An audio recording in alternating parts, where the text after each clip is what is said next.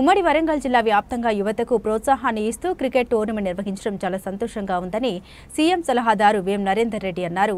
Hanamkonda arts and science college స్టేడియంలో MLA Nayani Rajender Reddy కుమారుడి పేరు మీద స్వర్గీయ నాయని విశాల్ రెడ్డి మెమోరియల్ ట్రస్ట్ సామాజిక సేవ కార్యక్రమాలు ప్రారంభించారు. అనంతరం ట్రస్ట్ ఆధ్వర్యంలో ఏర్పాటు చేసిన నాయని టీ10 లీగ్ సీజన్ 2 క్రికెట్ పోటీలు ప్రారంభించారు. ఈ సందర్భంగా మాట్లాడుతూ రాష్ట్ర ప్రభుత్వం క్రీడా రంగాన్ని అభివృద్ధి చేయాలని సీఎం రేవంత్ రెడ్డి క్రీడా విశ్వవిద్యాలయం స్థాపించి అన్ని క్రీడలను అభ్యసించేలా చూస్తున్నారని తెలిపారు.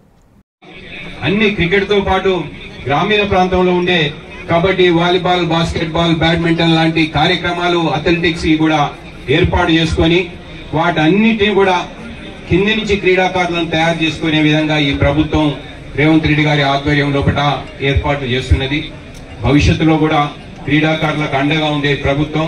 ముఖ్యమంత్రి గారి కోరిక ఏంటంటే 2034లో ఈ తెలంగాణ రాష్ట్రంలో ఇప్పుడు ఏదైతే మిస్ వరల్డ్ చేసేసి ప్రపంచ దృష్టిని ఆకర్షించినో రేపు ఆ 2034లో ఒలింపిక్స్ కూడా తెలంగాణలో ఏర్పాటు చేయాలనే ఒక ప్రయత్నాన్ని మన గౌరవ ముఖ్యమంత్రి గారు చేస్తున్న సందర్భం లోపల తప్పకుండా స్పోర్ట్స్ కు ఇంపార్టెన్స్ ఇచ్చే విధంగా ఉంటుందని చెప్పి తెలియజేసుకుంటూ ఈ కార్యక్రమాన్ని గొప్పగా నిర్వహిస్తున్న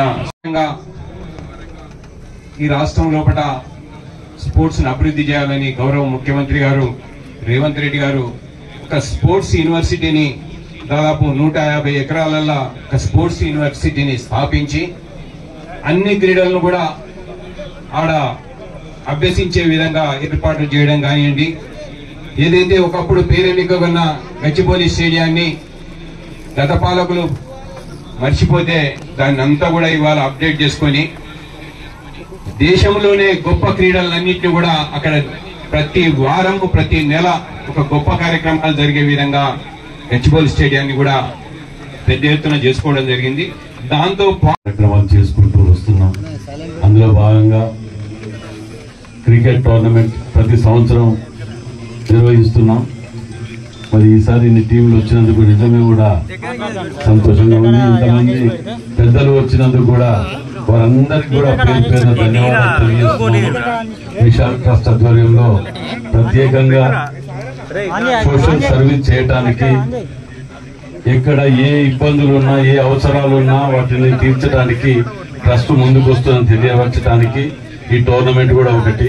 మరి ఈ టోర్నమెంట్ లో మనం చూస్తున్నాం బ్లడ్ డొనేషన్ గురించి కానివ్వండి, యాంటీ డ్రగ్ దాని గురించి మనం ఇచ్చేయడానికే కానివ్వండి, ఎన్నో ఉన్నాయి. వీటన్నిటి మీద ముందుండాలని వాలంటరీగా దీన్ని సర్వీస్ ఇచ్చేయాలని చెప్పి ఆలోచనతో పెట్టడం జరిగింది. మరి 2015